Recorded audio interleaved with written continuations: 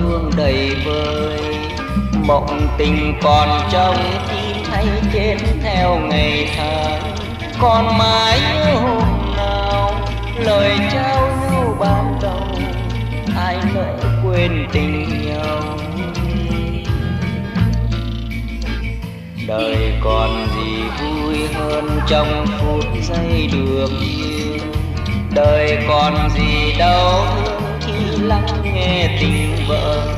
Vì đã chót yêu rồi thì xin đôi lời xa cách thương